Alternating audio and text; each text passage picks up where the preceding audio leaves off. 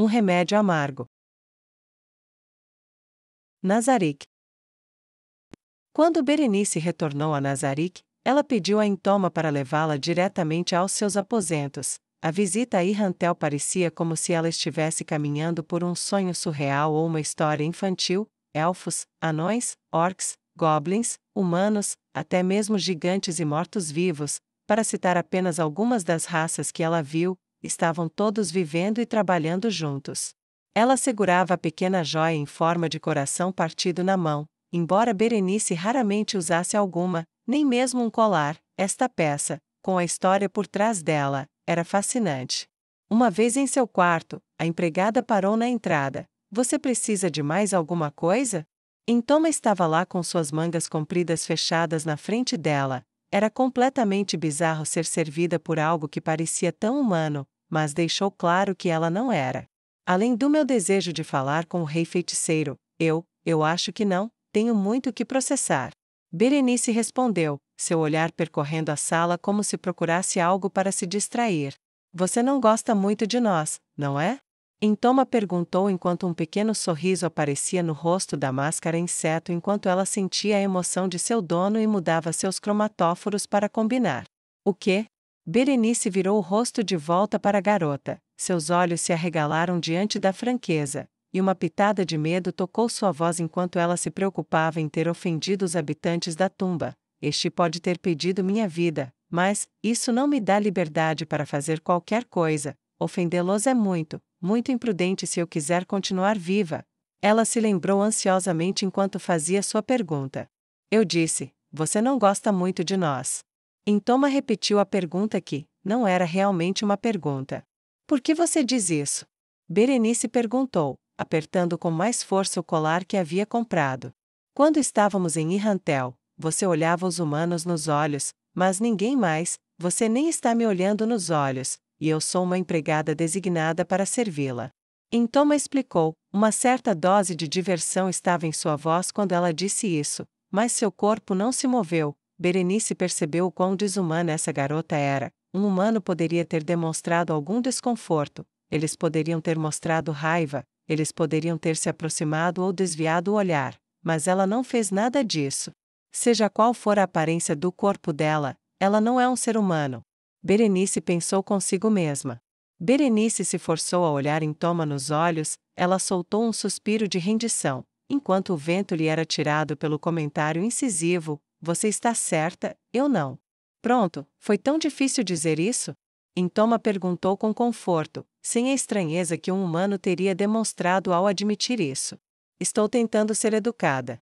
Berenice disse, desconfortável, sua mão livre agarrando sua roupa e apertando-a com força, sem saber onde isso iria dar. Intoma inclinou a cabeça, é considerado educado entre humanos mentir? Meus camaradas nunca fariam isso. Espera, isso significa que Skana estava sendo rude comigo quando ela disse a verdade sobre como eu a estava servindo? Intoma parecia genuinamente confusa, embora suas palavras fossem do tipo que alguém esperaria que fossem proferidas com sarcasmo. Impressionada com o absurdo de tudo isso, Berenice soltou uma gargalhada alta e deu um tapa na testa e a manteve ali. Pelo amor dos deuses, não, ela não estava sendo rude. Humanos, às vezes tentamos não ofender as pessoas, não machucá-las, mantendo pensamentos desfavoráveis sob controle. Então tentamos não dizer coisas dolorosas mesmo quando as pensamos. Berenice explicou pacientemente enquanto sua risada desaparecia. Como eu explico isso? Não é que queremos mentir, nós apenas achamos que é. É pior ser odiado? Intoma interrompeu, era uma pergunta muito simples, mas estranhamente perspicaz de uma forma estranha e monstruosa. Não era isso que eu ia dizer, mas, às vezes sim, tentamos manter a paz um com o outro, e isso significa que às vezes guardamos nossos pensamentos para nós mesmos. Berenice foi até a mesa em seu quarto e colocou o colar no chão. Intoma coçou a cabeça, se isso mantém a paz, por que vocês lutam tanto entre si? Seu país matou milhares de seus companheiros humanos por nada. Girkniv estava atacando o reino todo ano para matá-lo de fome até que ele se quebrasse. Se mentir torna as coisas pacíficas, por que toda essa matança? Berenice sentou-se lentamente na cadeira, virou o rosto para a parede. A cena surreal era impossível para ela compreender completamente. Se alguém tivesse me dito uma vez que eu acabaria na casa de um morto-vivo explicando a natureza humana para um monstro, eu teria rido deles. Cada dia supera a estranheza do anterior. Ela mordeu a língua e a segurou firme entre os dentes para manter as palavras afastadas até que ela tivesse enquadrado seus pensamentos corretamente. Quando ela estava satisfeita, ela olhou para a empregada. Às vezes temos desejos conflitantes, e quando não conseguimos resolver as coisas pacificamente, ou alguém é violentamente ambicioso, nós brigamos por isso, porque seu mestre faz o que faz. Seres mortos-vivos têm poucas necessidades, mas ele nos ataca e mata como se fôssemos meros insetos em seu caminho. Berenice não conseguiu esconder totalmente a aspereza ou a amargura de sua voz. Se ela se ofendeu, não ficou evidente. Não sei a mente do meu mestre, mas posso fazer algumas suposições, se você quiser. Berenice gesticulou para o assento na mesa oposta a ela. Por favor, fique à vontade, assumindo que isso é o suficiente em meu quarto para que o convite não seja apenas uma formalidade. Então você é bem-vinda para se sentar. Ela conseguiu manter um tom divertido e modesto enquanto comentava sobre suas circunstâncias duvidosas como uma convidada do rei feiticeiro. Intoma fechou a porta e obedeceu, movendo-se graciosamente como uma dançarina em seu uniforme esvoaçante. Ela sentou-se e falou em uma voz que só poderia ser descrita como reverencial ou amorosa. Os supremos às vezes falavam do primeiro mundo, e da terrível ruína que ele havia se tornado. Eles destruíram? Berenice perguntou, interrompendo com uma expressão horrorizada no rosto. Não. Intoma retrucou decisivamente, foi arruinado por seres inferiores, raças como a sua. Vocês mortais, vocês vivem apenas um punhado de anos e se importam apenas com suas vidas momentâneas e fugazes, e então vocês não pensam em nada de um único amanhã além daquele que está à sua frente. Vocês nem se importam quando destroem amanhãs para seus filhos ou netos, muito menos para as crianças que nascerão em 10.000 anos. Foi uma grande frustração para os 41, e foi por isso que eles frequentemente viajavam para o primeiro mundo, presumo que para tentar desfazer a destruição, apenas para retornar ao nosso para relaxar em jogos de criação, depois que eles nos deixaram.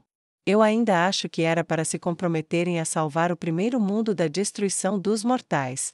Perguntas giravam na cabeça de Berenice com essas coisas incompreensíveis, mas a empregada falava com tanta convicção, e ela não conseguia pensar em nenhuma razão para a empregada mentir. Era como se o chão estivesse desmoronando sob seus pés, em um sentido muito real. Estava a fundação de sua visão de mundo baseada na ideia de que um mundo controlado por humanos era melhor. Mas enquanto ela ouvia, as dúvidas cresciam, e ela interrompeu. Destruição? Ela perguntou, como os mortais poderiam destruir um mundo? Ela perguntou intrigada. Ao envenenar o ar, a água, a terra, ao torná-la um lugar vil até para eles mesmos viverem. Você já viu isso antes, em pequena escala, a maneira como uma cidade humana cresce e se torna incontida, se torna uma pilha de sujeira e lodo sobre a qual os humanos rastejam como vermes. Deixados sem restrições, vocês arruinam qualquer terra que ocupam, mesmo contra seus próprios interesses. Mas só porque isso acontece às vezes. Berenice se aproximou, seu rosto atento enquanto ela interrompia novamente, apenas para ser silenciada quando Intoma riu de repente. Às vezes? Não.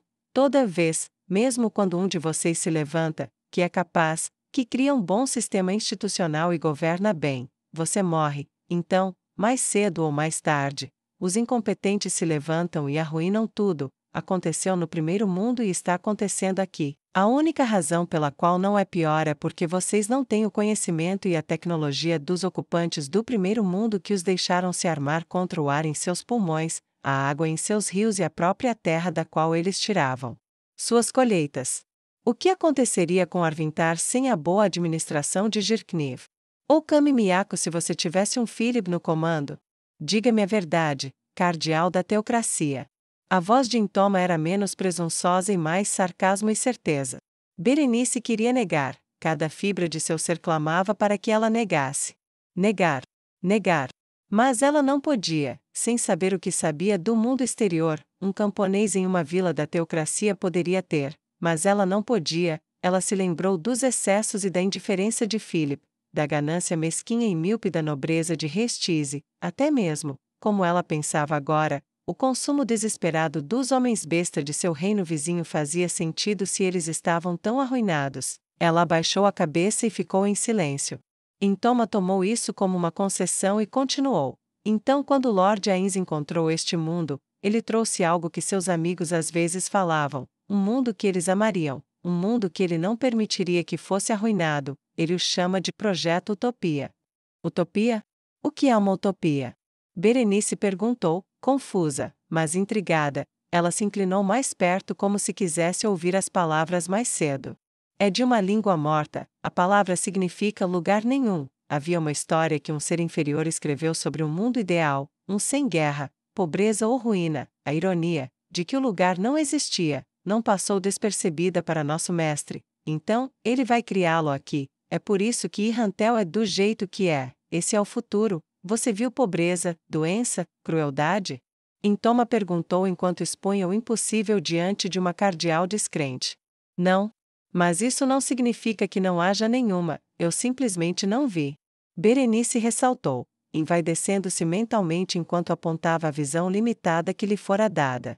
Poderíamos perambular por aí a semana toda e você só encontraria um povo em ascensão. Esse é o mundo que nosso mestre cria. Ele criará o mundo que seus amigos mais queridos queriam que o primeiro mundo fosse. Ele não morrerá, envelhecerá, cederá a noções tolas e míopes. Ele planeja com milhares de anos de antecedência. Seus melhores governantes podem planejar para talvez algumas estações em comparação. O tom de Intoma era orgulhoso e até arrogante, mas ela também estava, claramente, comovida. Berenice pensou sobre isso, mas Intoma não havia terminado.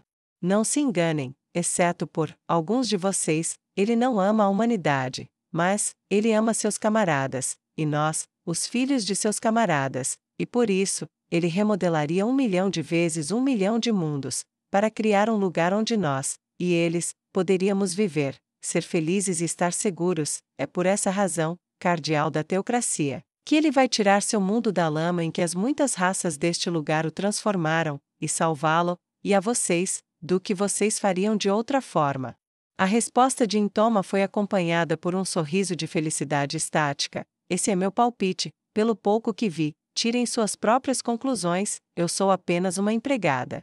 Mas ele mata humanos às dezenas de milhares, ele deixou monstros esmagarem Restise, ele está deixando, aquela mulher, devastar com seu exército. Isso não parece alguém com nossos melhores interesses no coração, ou do mundo. Para esse assunto, eu sou, ou era, um cardeal. Lembra, pode não ser fácil obter informações do reino dos homens besta, mas nós conseguimos. Ele dizimou seus números e destruiu seus exércitos. Como isso está melhorando alguma coisa para alguém? Berenice perguntou, mas enquanto ela falava, sua pergunta começou confiante, mas conforme ela continuava, uma sensação de trepidação começou a preenchê-la, como se ela tivesse entrado em uma armadilha verbal. Ela não estava errada. A empregada pegou um guardanapo da mesa e escreveu o número 70.000 duas vezes, uma ao lado da outra. Um desses é maior que o outro? Intoma perguntou retoricamente. Não. Berenice respondeu, seus lábios ligeiramente virados para baixo e fortemente franzidos enquanto ela respondia, seus olhos focados no guardanapo para que ela não tivesse que olhar para o monstro. A empregada então escreveu um grande número de números menores abaixo de um deles, que totalizaram 70.000, ainda é o mesmo quando é alcançado por meio de muitas ações menores? Intoma perguntou com um tom inteligente enquanto batia a ponta da pena sobre o número que ela tinha acabado de somar. Sim. Berenice respondeu relutantemente. Então 70.000 de uma vez não é diferente de 70.000 ao longo de um período de anos. Se alguma coisa, sua destruição é melhor, porque estabelece as bases para que algo melhor seja construído sobre ela. O reino dos homens besta era uma ruína, foi por isso que eles invadiram seus vizinhos humanos.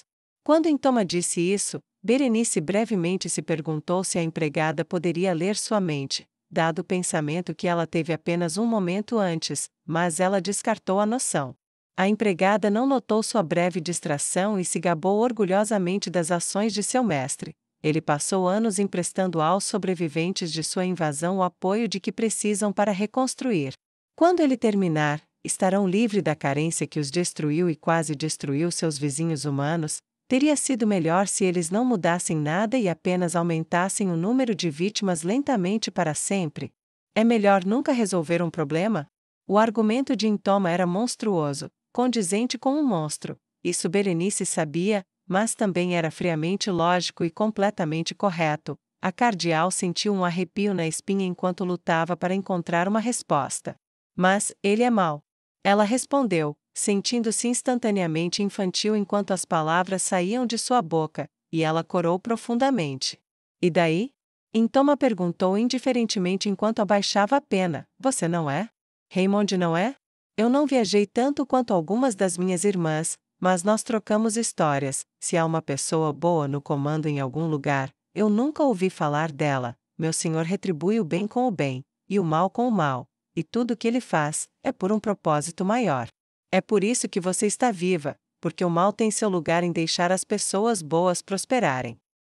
Berenice franziu o rosto em sinal de desaprovação, mas não conseguiu pensar em nenhuma resposta pronta, apesar da vontade de refutar a alegação de que ela era má, ou que Raymond era mau. Enquanto revirava o assunto em sua cabeça, ela imediatamente soube como seria refutada, simplesmente perguntando como suas vítimas teriam visto suas ações.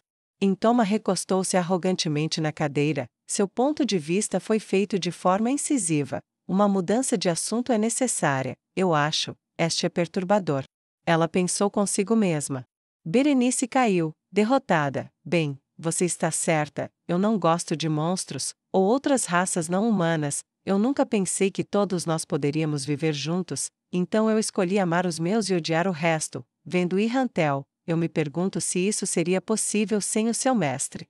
Eu não sou estúpida, eu não sou uma camponesa cega e ignorante que não consegue admitir quando está errada, mas isso é muita coisa para assimilar, eu não sei quanto tempo eu tenho para fazer isso. Os não-humanos têm matado humanos por mais tempo do que a minha vida, é muito que o seu mestre está pedindo, para que deixemos tudo isso de lado e vivamos em paz. Bem, na verdade não, aqueles que não podem ou não querem, não viverão por muito mais tempo, não importa o que sejam. Intoma disse pensativamente, e o coração de Berenice congelou ao ouvir a casualidade com que aquela simples frase foi dita. Agora, se me dão licença, marquei um objeto precioso de Nazari que preciso expiar meu pecado lavando-o. Intoma sorriu docemente, pegou o guardanapo em que havia escrito e saiu do quarto, deixando Berenice sozinha com seus pensamentos muito desconfortáveis. Vila fora de Icari. A vida na aldeia não é fácil em lugar nenhum. Se todos os aldeões do mundo tivessem uma crença comum, provavelmente era essa: vulneráveis a inimigos na guerra, caçados por seus senhores em paz, todos sabiam que era uma existência miserável e servil. Então, quando Vespa encontrou sua aldeia ocupada por um grupo de demi-humanos trabalhando para seu vizinho do norte, ele estava inclinado a ficar feliz por eles não estarem comendo. Ele estufou as bochechas e expeliu o ar em sinal de resignação. O que mais podemos fazer? Ele perguntou ao chefe da aldeia. Greg era um velho fanático enrugado e Vespa nunca gostou dele. Ambos tinham pele grossa e curtida de longas horas nos campos. Ambos tinham mãos nodosas e olhos castanhos afiados. À primeira vista, alguém pensaria que eram pai e filho. Mas quando Greg chegou em casa no meio da noite, 3 dias após o início da ocupação, e disse: temos que nos rebelar, os deuses vão lançar sua ira sobre nós por não termos resistido ao invasor. Vespa gemeu, abraçou sua esposa e balançou a cabeça. Se os deuses desprezam tanto a ocupação, que eles derrubem os ocupantes. Ele retrucou para o velho tolo: não temos armas e não temos treinamento que vale a pena falar, mesmo se tivéssemos, com o que deveríamos lutar. Forçados, e esterco de vaca? O rosto de Greg ficou vermelho de raiva. Suas bochechas inflaram e seu considerável templo ferveu. Os deuses proverão. Nós superamos em número os ocupantes, eles deixaram apenas 50 soldados, somos 200. Sim, e 50 delas são velhas demais para lutar, e outras 50 são jovens demais, 20 estão grávidas, e não temos armas nem armaduras. O que mais podemos fazer além de morrer? Então deveríamos morrer pelos deuses. Não podemos deixar um punhado de elfos, orcs, bafolk e humanos decidirem nossos destinos. Temos que mostrar a eles que não fomos derrotados. Greg gaguejou e cuspiu as palavras, espuma salpicada nos cantos de sua velha boca enrugada a cada palavra. Vespa limpou o cuspe do rosto, sua esposa se aproximou mais de seu abraço, ele olhou para ela. O medo dançava em seus olhos com o tremor de suas pupilas. Seu segundo filho estava com apenas 3 meses de gravidez. Até agora ninguém a havia humilhado ou profanado. Os únicos decretos que o comandante humano dos ocupantes havia promulgado eram proibir a exportação de alimentos para o exército da teocracia, exigir que a vila aceitasse moeda estrangeira, e ele estava feliz o suficiente para obter cobre em vez de aço, e eles limitaram as viagens. O padre da aldeia, embora inicialmente detido e interrogado, foi libertado com a condição de não incitar tumultos e se abster de pregar a superioridade humana. Se você quer morrer, vá morrer sozinho. Vespa disse friamente: eu não vou jogar a vida da minha família no fogo, contanto que eles não machuquem ninguém. Tudo o que temos a fazer é esperar, ou os exércitos da teocracia vencerão e tudo voltará ao normal, ou eles perderão. E pelo menos não jogamos nossas vidas fora por nada. De qualquer forma, saia fora. Os olhos de Vespa se estreitaram, sua testa franziu. Greg gaguejou um pouco mais. Se cada um fosse um homem mais jovem, uma briga teria começado. Como estava, Greg saiu, dando mais um olhar ameaçador para Vespa e sua esposa enquanto batia a porta atrás de si. Marido, isso não pode acabar bem. Sua esposa sussurrou enquanto se deixava deslizar em seu abraço. Eles permaneceram assim bem depois que o sol se pôs e as velas queimaram até o nada, apenas abraçados na escuridão, esperando pela luz do dia e torcendo para que amanhã fosse melhor. Nunca foi, não para os camponeses. Mas Vespa era um pouco diferente da maioria, e quando amanheceu ele saiu para seus campos com uma noção se formando em sua cabeça, uma noção que ele executou naquela noite. Ele dormiu cedo, e acordou várias horas antes do resto de sua aldeia, e foi direto para o mais próximo dos guardas, neste caso, era de todas as coisas, um elfo. Ele olhou para o elfo enquanto se aproximava. Ele usava uma armadura de escamas pretas com uma gota vermelha de sangue pintada no centro, suas orelhas estavam intactas, uma visão rara no território da teocracia, e ele se portava com confiança e facilidade, como um homem que sabia que poderia lidar com qualquer coisa que viesse a ele. Preciso falar com seu comandante. Vespa sussurrou. O elfo ficou brevemente tenso, sua mão brincando com o punho de sua lâmina como se para avisar Vespa para ir embora. Mas, ao ouvir as palavras do camponês sujo que ele sabia ser, para o alívio de Vespa, o elfo escutou. Poucos minutos depois, ele se sentou na frente de um ser humano com um guarda-elfo em suas costas, e contou ao comandante tudo o que Greg havia dito. No final, o comandante perguntou categoricamente: por que você está me contando isso? A suspeita coloriu sua voz e ele se inclinou para longe, como se para se distanciar de um engano. Como tenho uma esposa grávida, um filho e não quero que todos nós morramos por causa de 1 ou 2 idiotas, a vida já é difícil o suficiente para um camponês sem ter que reconstruir porque um vizinho idiota ateou fogo na própria casa. Vespa respondeu sinceramente. Eu também era um camponês. O comandante disse calmamente: eu entendo, então aqui está o que eu vou lhe oferecer: transporte para longe daqui se você e sua família precisarem, segurança garantida no caso de um motim, e no fim da guerra, você pode se mudar para uma fazenda e ter mão de obra e 5 moedas de ouro para se estabelecer. E tudo o que você tem que fazer é nos avisar se algum problema estiver prestes a acontecer. Como medida extra, eu até mesmo concederei perdões a qualquer um que você ache que possa viver em paz depois que tudo isso acabar.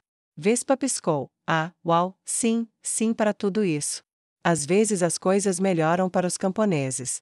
O comandante disse com um sorriso generoso e senhorial no rosto que tornava difícil acreditar que eles já tinham vivido vidas semelhantes.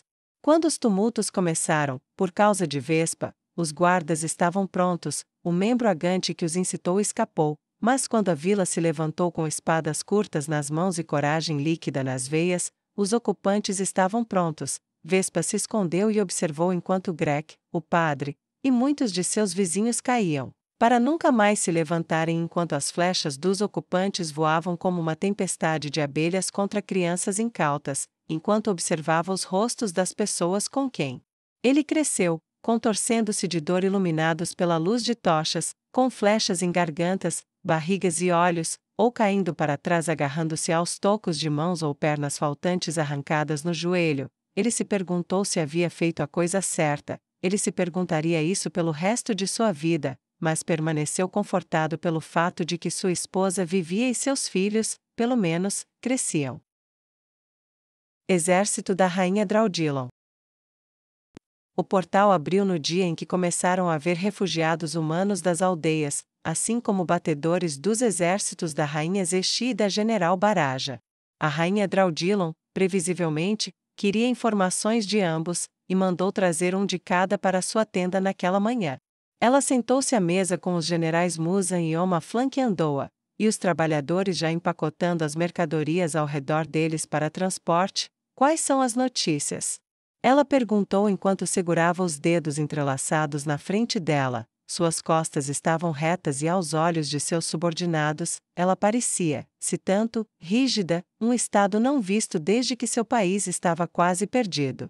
O batedor da rainha elfa falou primeiro: Minha rainha, você ganhou uma irmã real, pois Nossa Senhora da Guerra, nascida da violência, vingou sua mãe e agora vinga todo o seu povo. Ela veio ao reino dos elfos e enfrentou seu pai sozinha. Ela matou o monstro, tirando sua masculinidade, seu orgulho e sua vida. Ela ganhou a lealdade de seu povo e falou com sua majestade, o rei feiticeiro. A ele ela se rende, e por ele ela marcha. Nós, seu exército, marchamos com ela e unimos as mãos aos humanos mais amados de nossa raça, para derrubar a teocracia Slane para sempre. Ele curvou-se profundamente após sua prosa floreada, e a rainha Draudilon forçou uma expressão régia a permanecer estampada em seu rosto. Parece que com a morte de um rei que mal conseguia grunhir seus desejos, eles estão retornando às suas maneiras floreadas e formais. Acho que isso é bom. Ela pensou, e olhou para a esquerda do batedor élfico, onde um humano alto e esguio esperava pacientemente. Rainha do Reino Dracônico, minha comandante, General Baraja, estava pronta para tomar o controle de Wheaton quando eu parti. A essa altura, ela provavelmente já fez isso. Fui enviado apenas para procurar escravos expulsos ou capturar civis da teocracia. O batedor mantinha as mãos atrás das costas e os pés afastados na largura dos ombros. Tudo em sua postura gritava soldado, sua postura ereta e suas armas claramente bem conservadas. Se for seu desejo, majestade, podemos guiá-lo para o que provavelmente são agora os restos de Wheaton, e você pode se juntar aos 3 exércitos já presentes para a marcha em Kami-Miyako. Tenho certeza de que a General Baraja ficaria feliz em tomar a custódia de quaisquer prisioneiros que você tenha garantido. O batedor fez sua oferta educadamente, embora claramente não esperasse recusa, dado seu tom cortante e expectante. Sim, isso está bom, porque vocês dois não esperam lá fora até a hora de ir. Não deve demorar mais do que 1 hora, e nós estaremos a caminho. A rainha disse apressadamente, assim que os batedores saíram da tenda com reverências corteses. A rainha dracônica se virou para seus generais, um de cada vez, e disse firmemente: sob nenhuma circunstância entregaremos prisioneiros a General Baraja, a menos que Sua Majestade em pessoa dê a ordem, entendido? A gravidade de sua ordem não passou despercebida para nenhum dos dois, mas assim que ela terminou de falar, o portal se abriu, e um elfo bem vestido em cores brilhantes de branco e dourado, enfeitado com joias, com longos cabelos dourados presos em uma trança através da qual foi tecida uma espiral prateada, surgiu. Seus aposentos em Forton foram preparados para você, Sua Majestade, e a conferência aguarda. Você terá um dia de lazer enquanto os outros se reúnem e seus aposentos e servos são preparados. Então, por favor, venha comigo. Você é uma mulher nobre? A rainha perguntou, encantada pela maneira luxuosa e quase decadente de se vestir da bela mulher. Não. Eu sou uma simples serva do povo. Você pode me chamar de Aurli se quiser. Agora, se você quiser, há muito para você aprender antes que tudo comece. Ela disse em uma voz gentil, até mesmo tímida, que não combinava com a opulência de seu vestido. A rainha se levantou e tocou o oficial mais velho no ombro. General Muzan, você está no comando enquanto eu estiver fora. Lidere o exército para o que quer que tenha restado de Wheaton, e eu devo estar com você novamente antes que você alcance Kami-Miyako. Como você ordenar, minha rainha. Ele disse. Então ele e o general Oma se levantaram e se curvaram para ela enquanto ela andava ao redor da mesa e seguia a Orly pelo portal. Eles seguraram o arco até que ela se foi, e saíram da tenda juntos. Ruínas de Wheaton. A sala ainda era uma ruína manchada de sangue. Scanna olhou ao redor. Eles tinham arrumado as cadeiras que precisavam ao redor da mesa na Câmara do Conselho, e eles tinham mandado os corpos serem retirados. Mas a Câmara do Conselho do Governador ainda fedia a morte e tinha inúmeras marcas de queimadura e buracos por toda parte, onde alguns soldados a invadiram e eliminaram aqueles no comando que tinham se trancado lá dentro em uma tentativa tola e fracassada de se esconder. A tensão aumentou na sala. Neia não estava com elas, ela estava deitada em uma cama que não era mais necessária para o antigo dono. Cesê e as membros da Rosa Azul ocuparam os assentos que ainda estavam intactos, a maioria do resto foi reduzida a gravetos, com o trabalho de mestres artesãos transformados em lascas e adequados apenas para o fogo. Precisamos ter uma conversa, disse Gagarin com sua franqueza característica. Scanna assentiu sombriamente, acho que sim. Ela disse de forma curta e rápida. Nós, queremos e merecemos algumas respostas, respostas que não obtivemos da última vez. Nunca me senti assim antes e quero saber por que me senti. Gagarin cruzou os braços na frente do peito e manteve os olhos grudados na vice-comandante. Pela primeira vez, concordo com a cabeça de músculo. Sou um morto-vivo, não posso ser dominado, mas ouvi sussurros, acho. Era como uma demonia sussurrando pensamentos sombrios, encorajando raiva e violência. Sou velha, mais velha do que todos aqui juntos, e isso é o mais perto de um frenesi de sangue que cheguei em séculos. Evilei acrescentou com preocupação gravada em seu rosto infantil. Ela tirou um pouco de cabelo do caminho ansiosamente e começou a bater o pé no chão impacientemente. Elas estão certas. Tia e Tina disseram em uníssono e também cruzaram os braços sobre o peito e balançaram a cabeça em concordância afirmativa. Lacuse esfregou a têmpora e apoiou o antebraço na mesa. Primeiro, devo dizer que senti e ouvi a mudança, assim como minha espada amaldiçoada. Isso não foi dominação, posso descartar essa possibilidade, mas ela pressionou nossos pontos fracos emocionais e quero saber se ela fez isso de propósito. Scanna balançou a cabeça violentamente e se levantou rapidamente. Ela bateu as palmas das mãos na grossa mesa de madeira escura e disse: de jeito nenhum. Ela encontrou uma escola de desjuntores e entrou. Depois disso, ela olhou para baixo, sem encontrar os olhos deles. Depois disso, não precisamos explicar a você por que isso é um problema. Precisamos. Gagara resmungou. Duvido que restem 3.000 pessoas vivas nesta cidade depois disso. Lutar é uma coisa, mas isso foi, nem tem uma palavra para isso. Assassinato, talvez? Scanna cerrou os punhos, suas unhas rasparam a madeira, deixando marcas enquanto traçavam o caminho até suas palmas. Ela. Ela é uma ameaça. Ela quase matou Lacuse uma vez antes. Ela quase matou você uma vez antes. Seja lá o que ela esteja fazendo, ela não tem nenhum controle real sobre isso. Ela é um monstro. Gagarin estalou. Se seu único olho não estivesse embaçado pelas lágrimas, Scanna poderia ter se lançado contra a mulher gigante. Como foi? Lacuse fez a repreensão. Gagarin. Você está indo longe demais. Eu diria o mesmo que Lacuse. Zesti acrescentou enquanto passava pela porta e se encostava em uma parede na extremidade oposta da longa mesa. Ela brincava preguiçosamente com sua foice enquanto falava. Quem se importa? Ela venceu, não venceu? Esta era uma cidade agrícola. Se eu tivesse uma escolha, não teria deixado os sobreviventes da teocracia Slane. Você viu como meus elfos caíram sobre as pessoas aqui? Por que você acha que é assim? Porque estamos lutando contra os verdadeiros monstros. Talvez, escute, ela foi longe demais dessa vez, ela está indo cada vez mais longe toda vez. Duvido que o sonho dela seja um mundo vazio, mas é isso que teremos se isso continuar. Evilei respondeu calmamente, eu não sou de me encolher diante da morte, mas, essa cabeça de vento está certa, Neia está se tornando uma ameaça para si mesma e para aqueles ao seu redor, e se da próxima vez, em vez de apenas incitar as pessoas a matar, ela fizer o que fez em Prate, quem sabe quantas pessoas do nosso próprio povo podem ser feridas ou mortas se ela se perder de novo. O que você quer que eu faça? Scanna perguntou, relutantemente.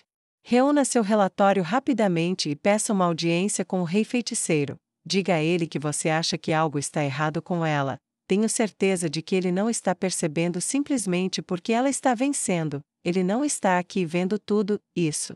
Evilei disse apontando seu dedo para cima. Ela o moveu em um círculo como se para abranger tudo ao redor delas. Ela está cansada e estressada com tudo, quero dizer. Ok, sim, ela se foi ao mar, mas ela está jogando com a reputação que lhe foi dada tanto quanto com a que ela ganhou. Laquius, você mesma disse, ela está jogando com o terror, ou algo assim. Quando tudo acabar, e tivermos paz novamente, ela será a mulher que você lembra em Kedin. Skana falou com uma espécie de desespero rápido em sua voz e olhou ao redor das salas. Este deu de ombros, e Cezê simplesmente sentou e guardou seus pensamentos para si mesma, mas nenhum dos membros da Rosa Azul a olhou nos olhos. Eles podem não estar encontrando os olhos dela, mas parecia que ela podia ler seus pensamentos. Olha, tudo o que posso te dizer é que é meio que um crescimento do que ela fez da última vez. Não sei por que está mudando, mas meu palpite é que tem algo a ver com suas ações, seja lutando ou falando ou o que, não sei, mas eu a vi tentar controlar isso. Ineficazmente. Gagarin comentou irritada. Menos do que efetivamente se ela se perder, depois de ver a instalação do disjuntor. Skana bateu na mesa com os cotovelos e segurou a cabeça entre as mãos enquanto tentava falar com eles. Vocês não entendem. Vocês não entendem. Vocês não conseguem. Ela uivou miseravelmente. Sua cabeça se levantou e ela olhou para Gagarin. Como você pode? Como você ousa falar dela desse jeito, como se ela fosse algo a ser rebaixado ou evitado? Ela brigou com você, ela veio quando todos vocês a chamaram, ela confia em vocês. Como você ousa levantar um sussurro contra ela? Skana ferveu de raiva repentina, e teria se levantado se a mão de Cezê não tivesse caído com aparente gentileza em seu ombro, mas apertado secretamente com força suficiente para machucar, e pressionado o suficiente para que Skana soubesse que ela não conseguiria se levantar. Gagara não era de se encolher, não que eu não respeite o trabalho dela ou suas capacidades, mas se ela conseguiu chegar tão longe. Laquius gentilmente colocou uma mão na perna de Gagarin e balançou a cabeça. Chega. Ela disse suavemente. Skana se forçou a mudar de assunto. Eu tenho que escrever este relatório. Por favor, diga aos diferentes oficiais do setor para me enviarem suas estimativas de baixas em breve. Eu quero tudo pronto antes de darmos uma poção de resistência a Neia e acordá-la. É melhor que ela fique dormindo por enquanto. Tenho certeza de que ela vai pedir tudo assim que puder trabalhar novamente. Esse é o tipo de mulher que ela é. Skana terminou sua declaração com a repreensão implícita de suas críticas e preocupações, e eles tiveram a decência de pelo menos aceitar isso, mas a desconfiança estava gravada no rosto de Gagarin como se fosse esculpida em pedra. Zixi girou a ponta de sua foice sobre sua cabeça. Bem, ela mata as pessoas que eu quero mortas, até onde eu sei. Isso é bom o suficiente para ficar com ela. Se não for o suficiente para vocês quatro, vocês podem muito bem ir embora. Kami Miyako está chegando depois disso, e pelo pouco que eu sei de Neia, ela não gostaria que você ficasse com ela se você não confiasse nela. Faça o que for. Skana, eu mandarei meus subordinados prestarem contas, eu sou uma merda com papelada. Está tudo bem, por favor, todos vocês, me deixem em paz. Skana disse em um tom dolorido. Elas se levantaram lentamente, desconfortavelmente, e saíram da sala uma por uma, até que a sala ficou vazia de qualquer testemunha que visse Skana esfregar a cabeça enquanto ela começava a doer.